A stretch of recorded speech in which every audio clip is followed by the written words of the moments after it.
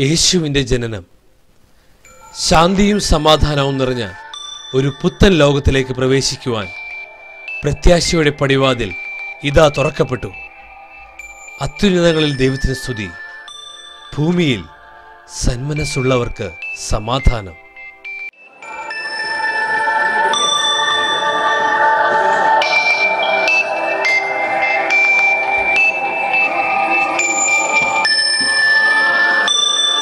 എല്ലാ ഡെക്കറേഷനും കഴിഞ്ഞു, ഇനി നമുക്ക് ഉറങ്ങാം.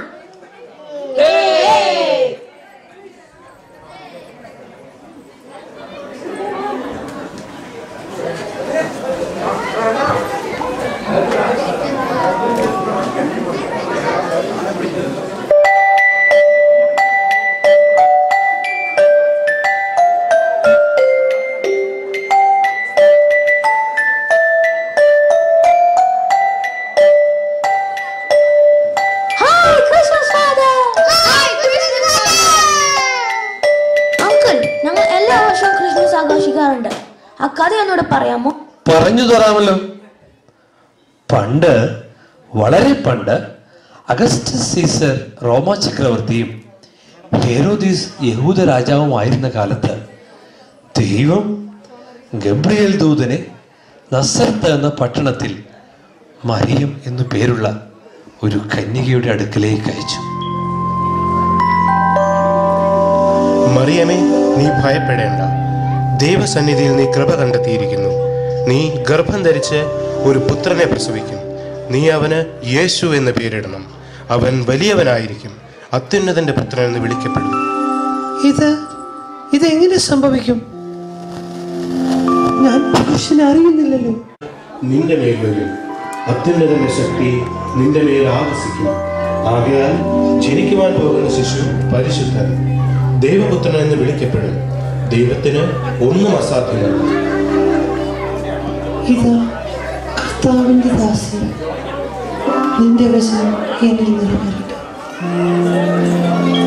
ഇതറിഞ്ഞ ജോസഫ് നീതിമാനാകയാലും അവളെ അപമാനിതയാകാൻ ഇഷ്ടപ്പെടാകയാലും അവളെ രഹസ്യമായി ഉപേക്ഷിക്കാൻ തീരുമാനിച്ചു. പെട്ടെന്ന് ഒരു ദൂതൻ സ്വപ്നത്തിൽ ജോസഫിന് പ്രത്യക്ഷപ്പെട്ട് ഇങ്ങനെ പറഞ്ഞു: ദാവീദിന്റെ പുത്രനായ ജോസഫ്, മറിയത്തെ ഭാര്യയായി സ്വീകരിക്കാൻ ശങ്കിക്കേണ്ട. അവൾ ഗർഭം ധരിച്ചിരിക്കുന്നത് പരിശുദ്ധാത്മാവിൽ നിന്നാണ്. അവൾ ഒരു പുത്രനെ പ്രസവിക്കും. നീ അവന് യേശു എന്ന് പേരിടണം.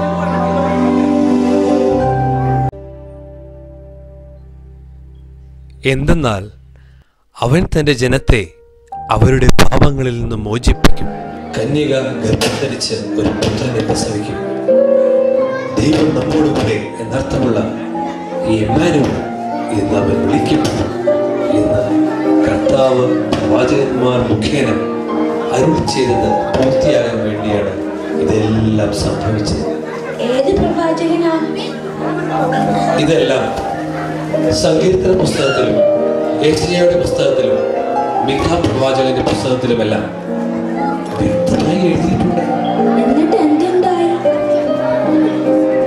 ജോസഫ് കർത്താവിന്റെ ദൂതൻ കൽപ്പിച്ചതുപോലെ പ്രവർത്തിച്ചു. അവൻ മേരിയെ ഭാര്യയായി സ്വീകരിച്ചു. എന്നിട്ടോ? ലോകമാസകലമുള്ള ജനങ്ങളുടെ പേര് എഴുതി ചേർക്കപ്പെടണമെന്ന് അഗസ്റ്റസ് സീസറിൽ നിന്ന് കൽപ്പിക്കപ്പെട്ടതനുസരിച്ച് പേരെഴുതിക്കുവാനായി ഓരോരുത്തരും താന്താങ്ങളുടെ നഗരത്തിലേക്ക് പോയി. ജോസഫ് ദാവീദിന്റെ കുടുംബത്തിലും വംശത്തിൽപ്പെട്ടവനായിരുന്നതിനാൽ പേരെഴുതിക്കുവാനായി നസ്രത്തിൽ നിന്ന് യൂദയായ ദാവീദിന്റെ പട്ടണമായ ബെത്ലഹേമിലേക്ക് ഗർഭിണിയായ ഭാര്യ മറിയത്തോടു കൂടി പോയി. അവിടെയായിരിക്കുമ്പോൾ അവൾക്ക് പ്രസവ സമയം അടുത്തു. അഗസ്റ്റസ് സീസറിന്റെ പുതിയ കൽപ്പന: ഓരോരുത്തരും താന്താങ്ങളുടെ നഗരത്തിലേക്ക് പോയി സ്വന്തം പേരുകൾ എഴുതി ചേർക്കേണ്ടതാണ്.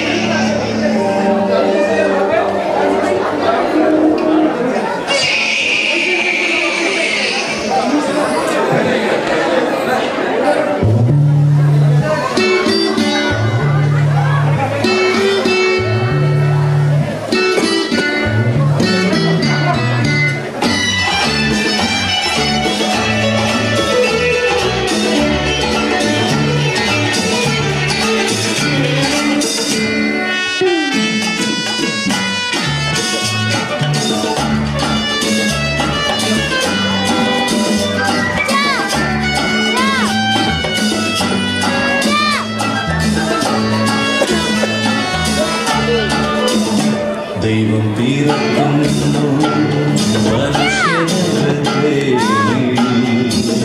മഞ്ഞു പെയ്യുന്ന മലമഴയിൽ ഹല്ലേലൂയ ഹല്ലേലൂയ മണ്ണിലും പിന്നിലും മന്ദഹാസം പെയ്യും മധുര മനോഹരഗാനം മണ്ണിലും പിന്നിലും മന്ദഹാസം പെയ്യും മധുര മനോഹരഗാനം ഹല്ലേലൂയ ഹല്ലേലൂയ ഹല്ലേലൂയ ഹല്ലേലൂയ ദൈവം തീർക്കുന്നു മനുഷ്യന്റെ മഞ്ഞു പെയ്യുന്ന മലമഴയിൽ ഹല്ലേലൂയ ഹല്ലേലൂയ മണ്ണിലും പിന്നിലും മന്ദഹാസം പെയ്യും മധുര മനോഹരഗാനം മണ്ണിലും പിന്നിലും മന്ദഹാസം പെയ്യും മധുര മനോഹരഗാനം hallelujah hallelujah hallelujah hallelujah hallelujah hallelujah hallelujah hallelujah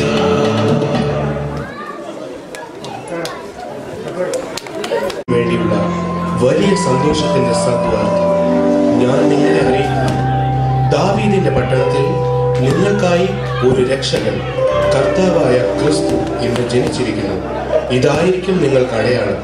പിള്ളക്കച്ച കൊണ്ട് പൊതിഞ്ഞ് പുൽത്തൊട്ടിയിൽ കിടത്തിയിരിക്കുന്ന ഒരു ശിശുവിനെ നിങ്ങൾ കാണും.